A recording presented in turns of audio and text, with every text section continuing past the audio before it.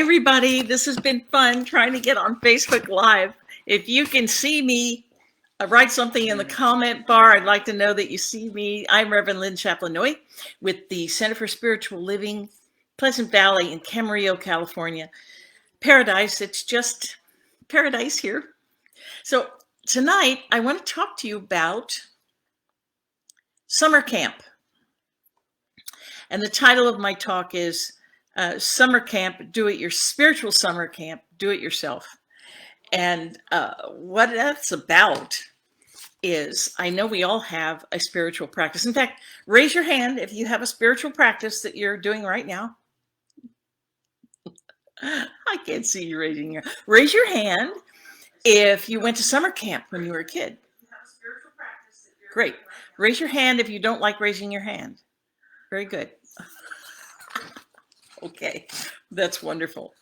So, what's the favorite part of summer camp when you went to summer camp?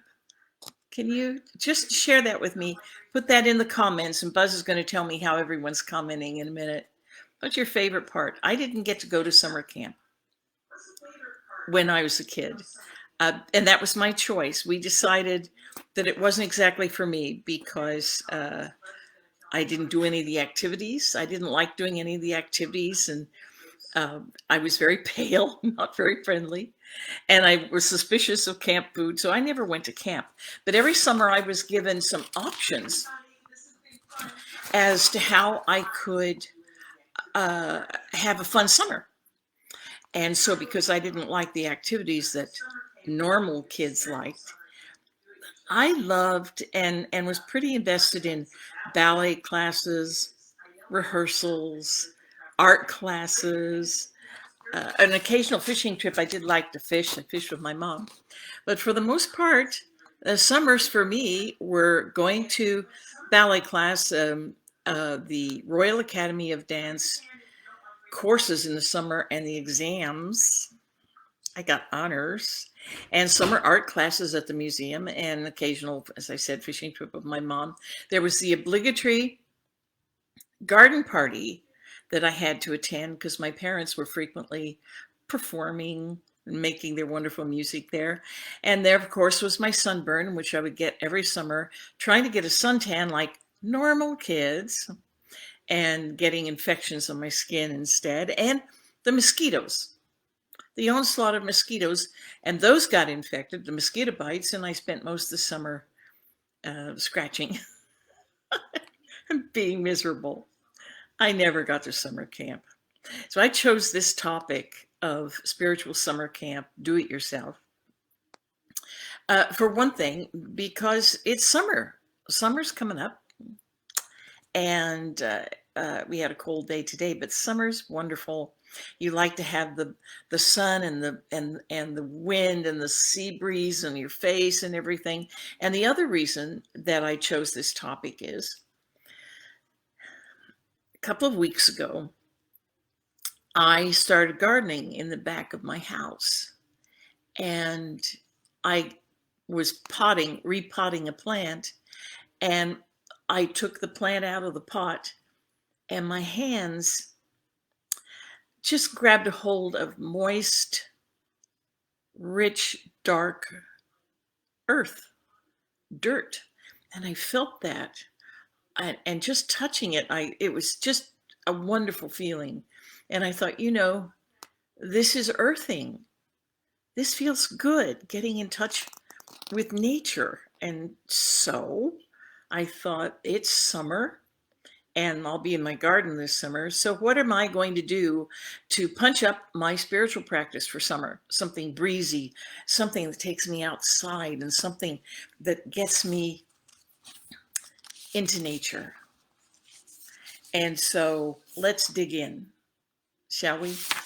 Let's dig in, and let's talk about what we can do to summarize our spiritual practice.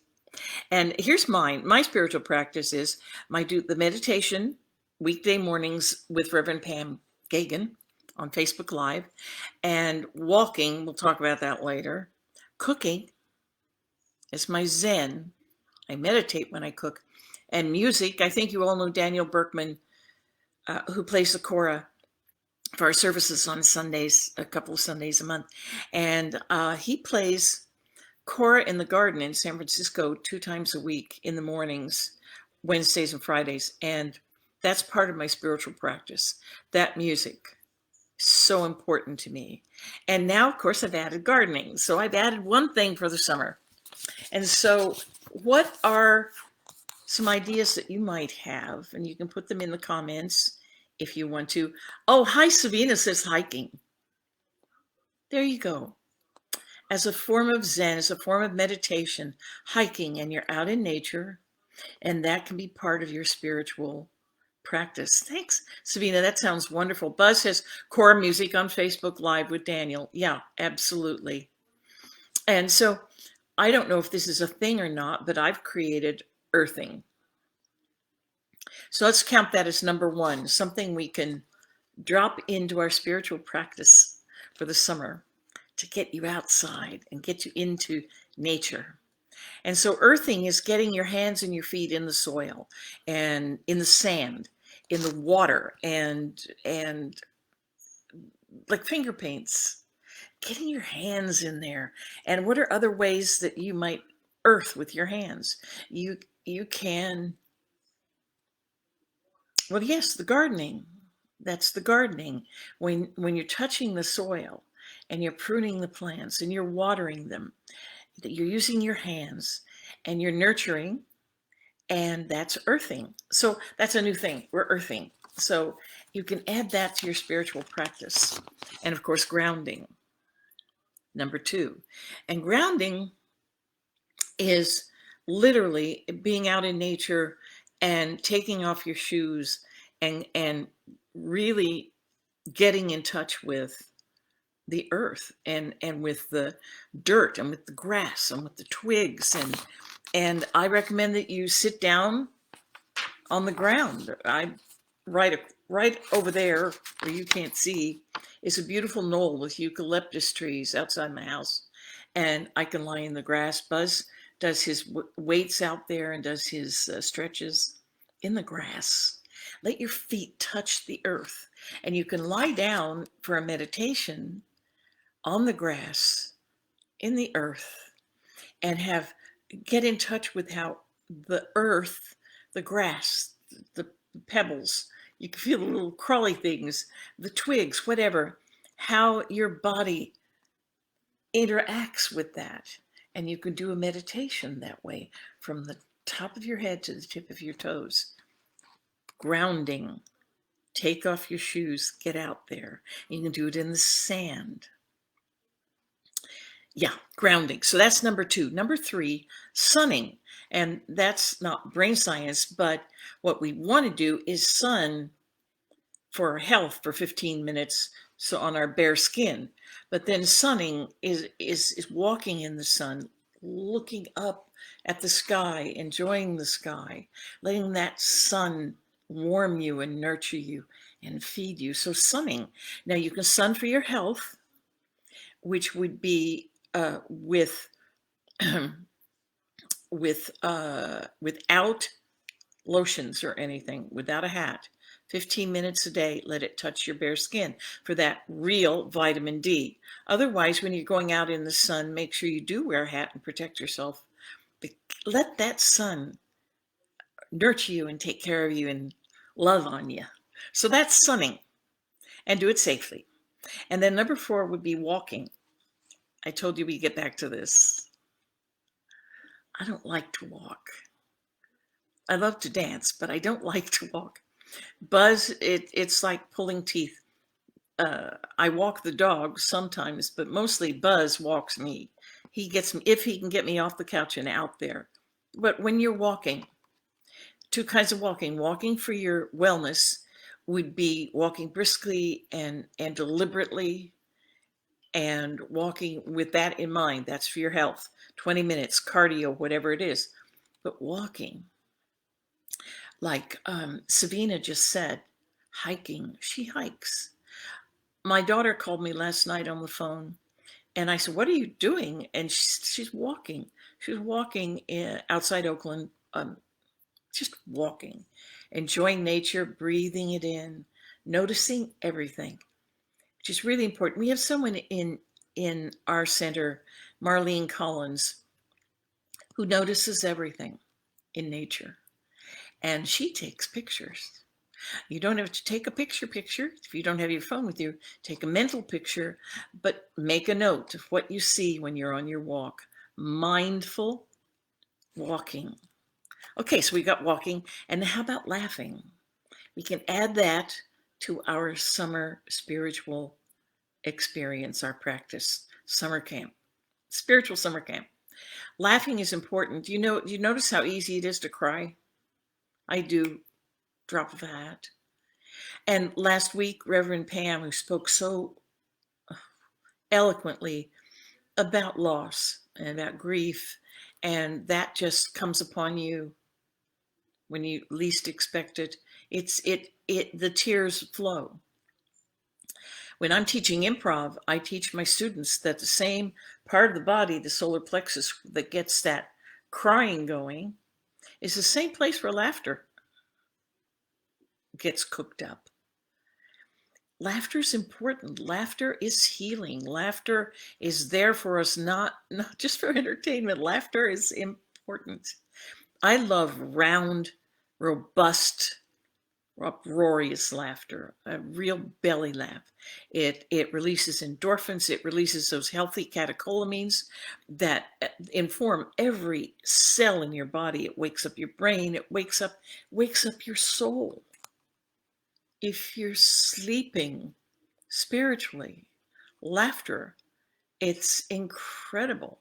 And I'm teaching improv this summer, improv for seniors, improv for storytellers, everything. So you can contact me. Buzz will give you in the comment bar, he's going to give you some resources. You got to laugh. You got to laugh. You got to laugh often, and you have to laugh hard. And I know laughter yoga is okay. I love laughter that comes from something within you that your brain identifies with it. But that's just me. I've been funny all my life. Laughter's good for you. Eating. Okay, number 6, eating mindfully. And let's talk about that. The Sufi do that. Eating mindfully. Everything that you do when you sit down at the table, everything is an expression of gratitude and appreciation. It's like a form of prayer. And even the water that you sip, every sip is a blessing. And so read up on that. And I don't have resources for you for the Sufi mindful eating, but you can Google it, see if you can go on there and Google it. Sometimes, I'm so in the flow when I'm cooking in the kitchen. Saying that mindfulness of cooking, that's meditation for me. Buzz will come into the kitchen, scare me to death. I jump a mile high because I'm in the zone. Mindful eating, cooking. I love everything that has anything to do with cooking and eating. I love that. Sleeping's good too. So that was number 6, mindful eating. Put that in your spiritual summer camp practice. And number 7 is dancing. And you guys know I was a dancer and a serious dancer from the age of 4, healed because I was a dancer. Dancing is important. It's a great blessing that we have within us, that when music happens or the wind blows and your body moves, and your body is supposed to do that. It's supposed to move. When you're resistant and when I'm depressed, the first thing I do is stop moving. Dance in the grass. Take it outside. Remember, we're taking our spiritual practice outside. Go out in the grass and dance. Dance at the beach, in the sand. Move and let the music move you. I have this thing that I've been teaching. I used to teach it at church when we were there, Happen Dance. And I'd play any kind of music, Pink Martini, Bach, Daniel Berkman, anything. We just move to it, do a little warm up and a little cool down. Dance. We're supposed to dance. That's what life is. Number 8 is music. And raise your hand if music is important to you. Yeah. Just let me know what kind of music you love in the comments. Just let me know what moves you into meditation, what moves you emotionally, what moves you to dance. Music is awesome.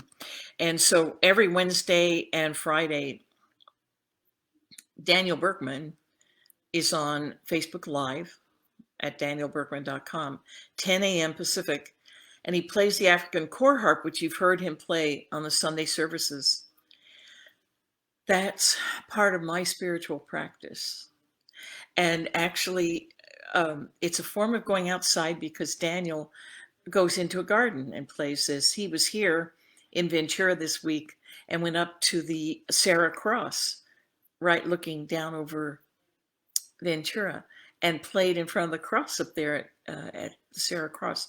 He's always outside with his music. Music is the most profound form of meditation, and it's for all of us, and it's everywhere. You hear it in the trees. When my dog snores,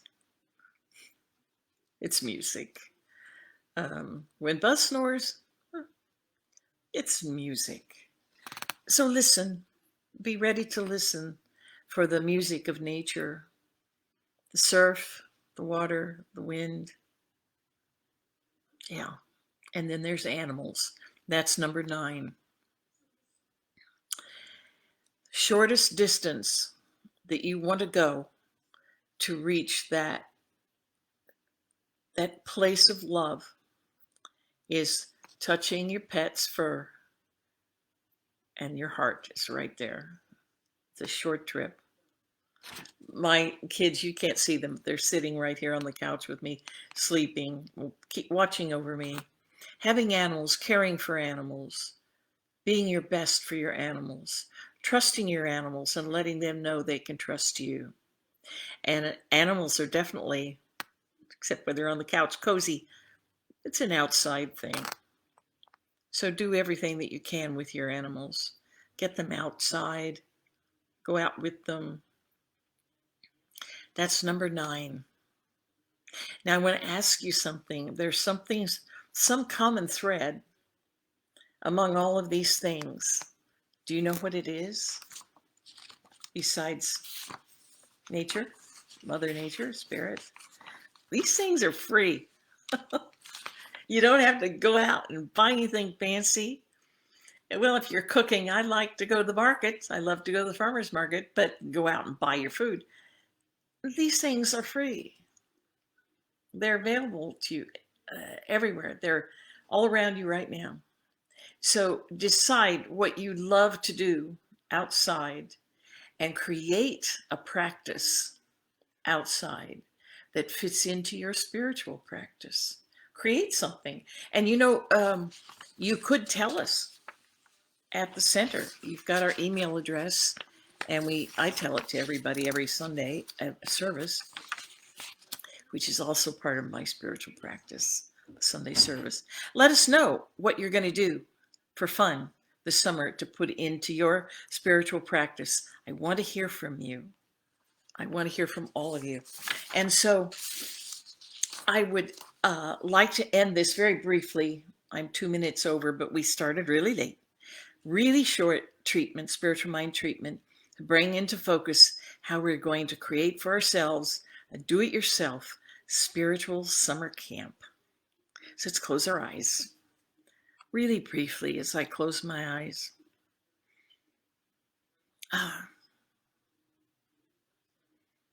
I'm aware of a presence immediately.